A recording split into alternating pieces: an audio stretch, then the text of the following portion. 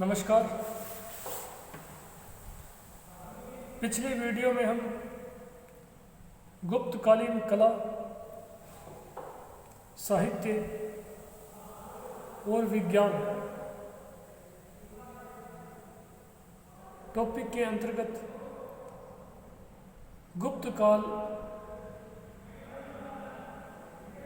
गुप्तकालीन कला के विभिन्न पक्षों जैसे कि स्थापत्य कला, जिसे वास्तुकला भी कहा जाता है, अभिनय कला, चित्रकला, मुद्रा कला, मूर्ति कला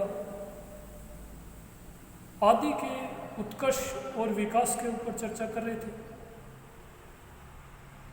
पिछले वीडियो में हमने गुप्तकालीन कला के अंतर्गत गुप्त युगीन वास्तुकला या ऐसा कह सकते हैं कि स्थापत्य कला के अंतर्गत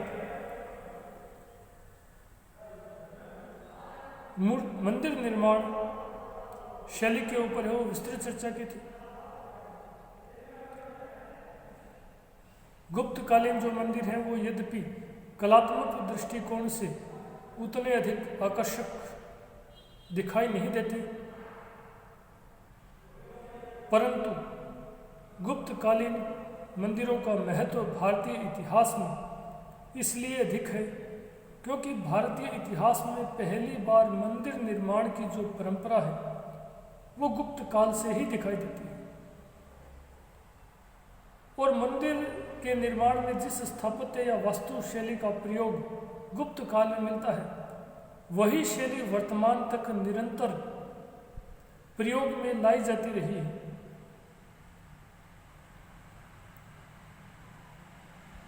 आज के वीडियो में हम गुप्तकालीन मूर्तिकला के उत्कर्ष और विकास के ऊपर चर्चा करेंगे।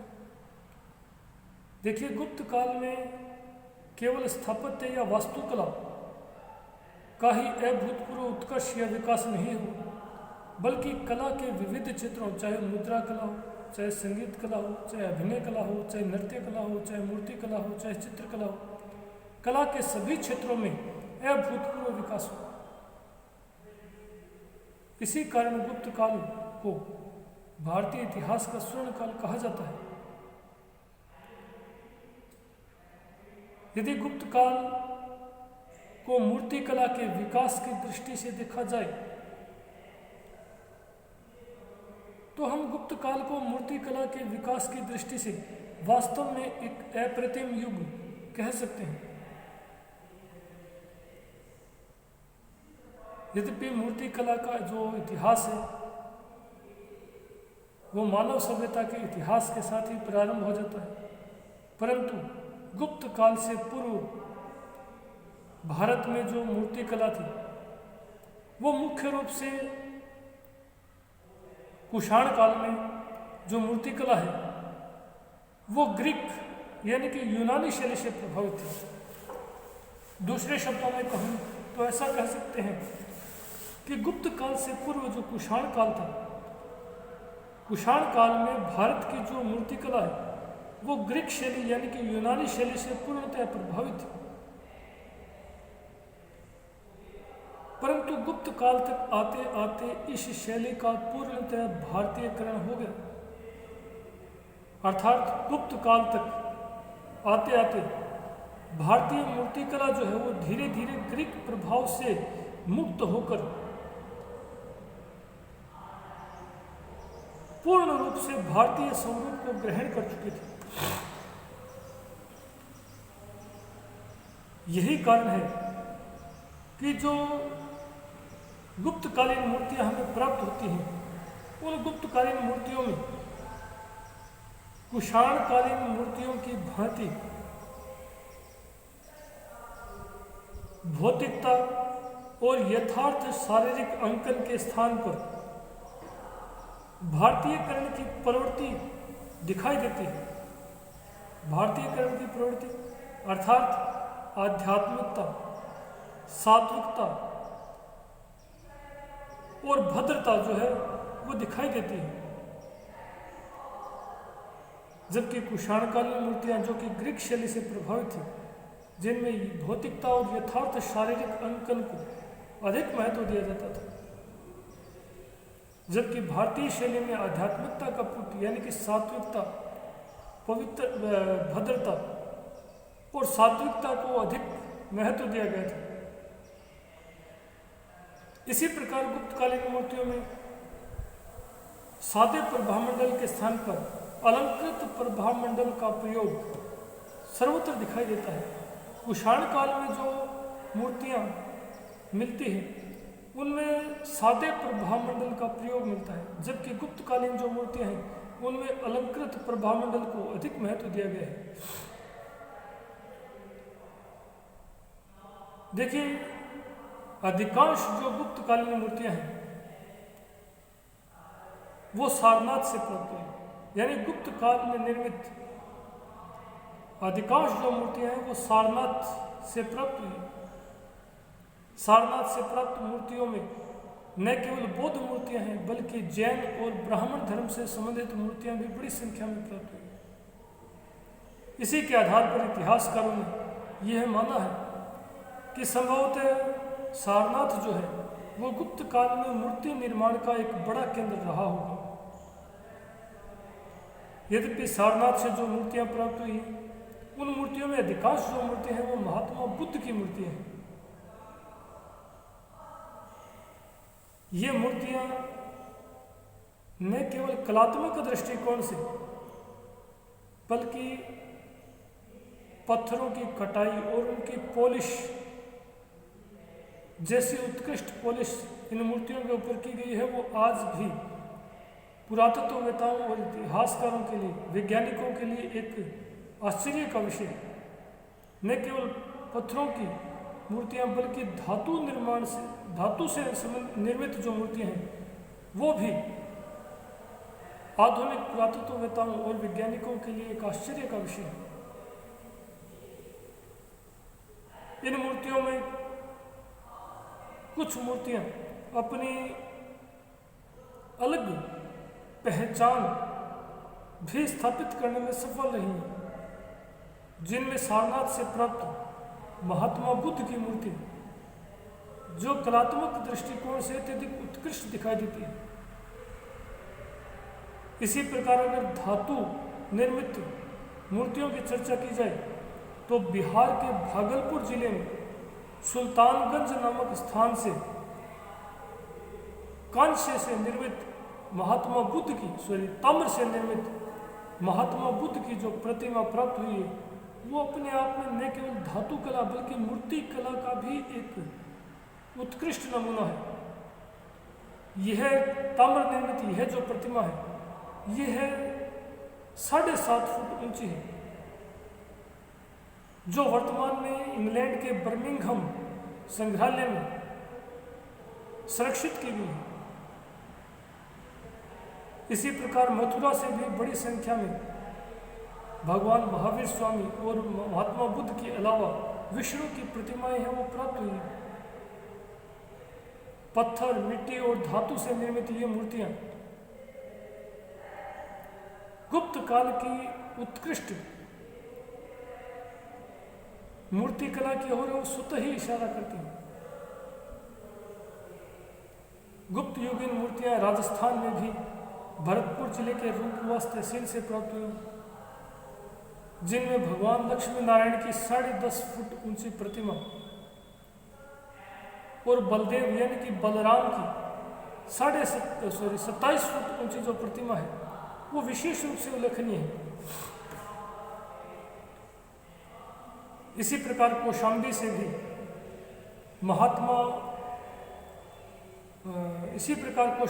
भी भगवान सूर्य की एक प्रतिमा प्राप्त हुई है जो अपने आप में विशिष्ट है। देखिए, जो विभिन्न देवी देवता हैं उन देवी देवताओं का पहली बार भिन्न भिन्न मुद्राओं में जो मूर्तियां हैं वो भी हमें पहली बार गुप्त काल में ही प्राप्त होती हैं। जैसे कि भगवान शिव के जो अर्धनारीश्वर स्वरूप की जो मूर्ति है वो पहली बार गुप्त काल में ही प्राप्त होती है। भगवान विष्णु के 10 अवतारों की मूर्तियां, भगवान विष्णु की जो शेषशाही मूर्ति जो है वो भी पहली बार गुप्त काल में ही प्राप्त हुई।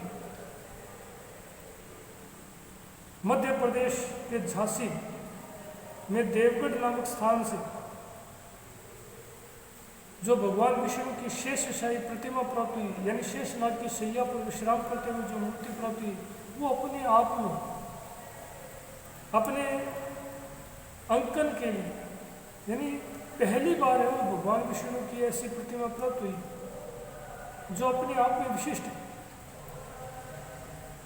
गुप्त काल में मूर्ति कला का ही नहीं बल्कि चित्रकला का भी अभूतपूर्व विकास हुआ,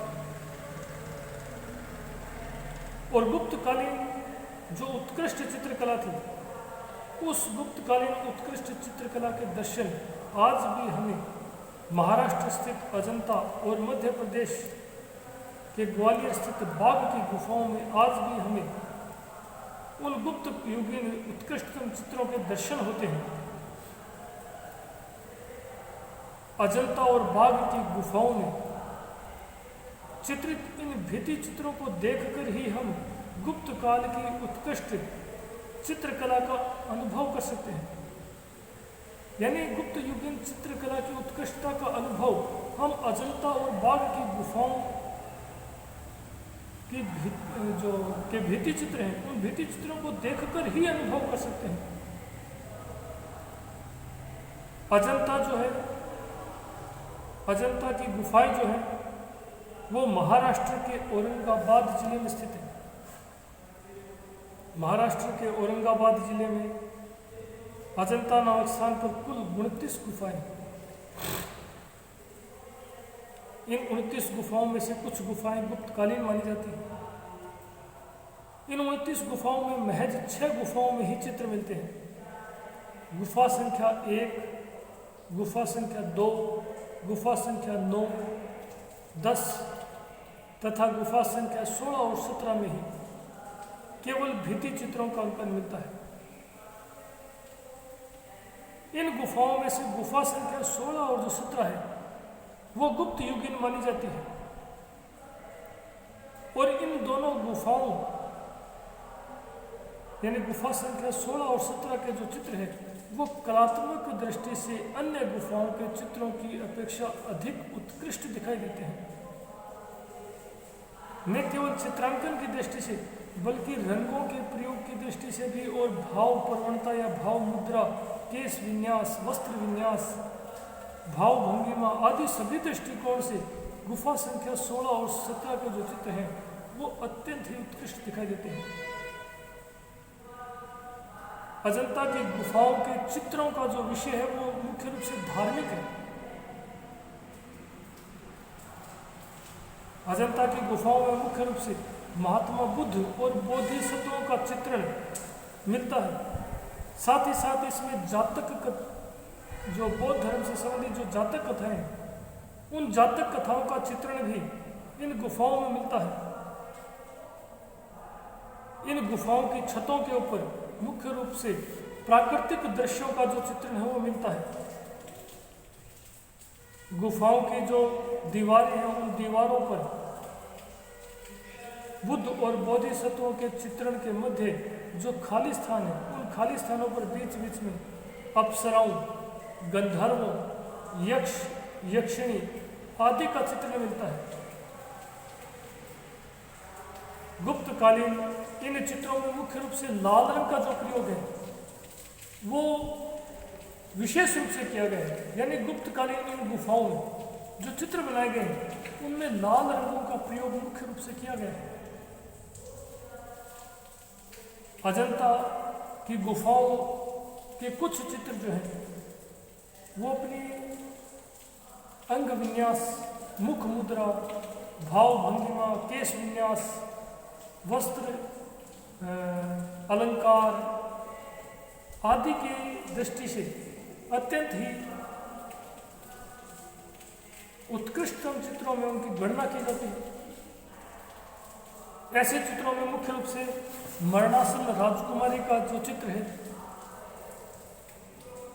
इसी प्रकार अंधे तपस्वी माता पिता का चित्र, पद्म पाणी अवलोकितेश्वर का चित्र तथा महात्मा बुद्ध के महाभिनिष्क्रमण का जो चित्र है वो अत्यंत ही उत्कृष्ट चित्र माने जाते हैं, जो न केवल गुप्त काल बल्कि वर्तमान चित्रकला के लिए भी एक आदर्श प्रस्तुत करने वाले चित्र माने जाते हैं।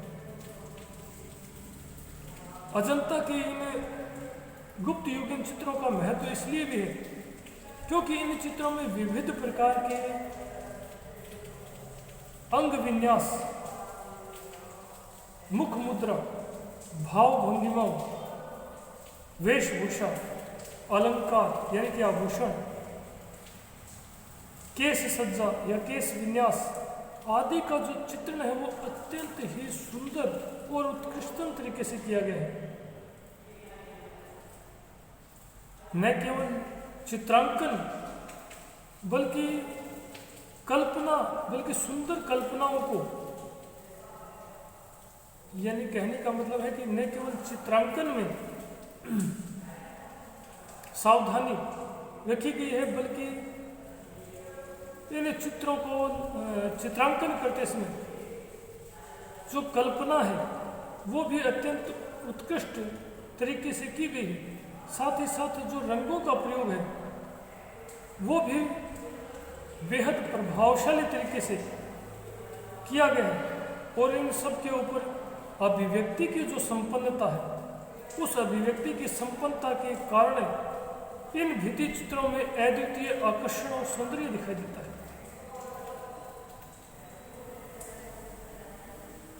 गुप्त युगीन चित्रकला का जो दूसरे महत्वपूर्ण दर्शन है वो बाघ की गुफाओं में होते हैं। देखिए, बाघ की जो गुफाएं हैं वो मध्य प्रदेश के ग्वालियर जिले में जो विंध्याचल की पर्वत श्रृंखला है उन पर्वत श्रृंखलाओं में बाघ की गुफाओं में देखने को मिलता है। यहाँ पर कुल 9 गुफाएं मिलती हैं जिन्हें गुप्त युगीन माना गया है, परंतु बाघ की गुफाओं में जो चित्रण किया गया है उसका विषय धार्मिक न होकर लौकिक है। अर्थात बाघ की गुफाओं में जो चित्रण मिलता है वो मुख्य रूप से धार्मिक न होकर लौकिक है। इसमें नृत्य रत नारी और पुरुषों का जो चित्रांकन है वो अत्यंत ही उत्कृष्ट तरीके से किया गया है। उनकी भाव भंगिमा, केश विन्यास, अंग विन्यास, साज सज्जा जो है वो अत्यंत ही उत्कृष्ट तरीके से चित्रित की गई है, जो बाघ की गुफाओं में जो चित्र बने हैं उनकी उत्कृष्टता को प्रदर्शित करते हैं। अगले वीडियो में हम गुप्तकालीन विज्ञान और तकनीक के विकास के ऊपर चर्चा करेंगे। धन्यवाद।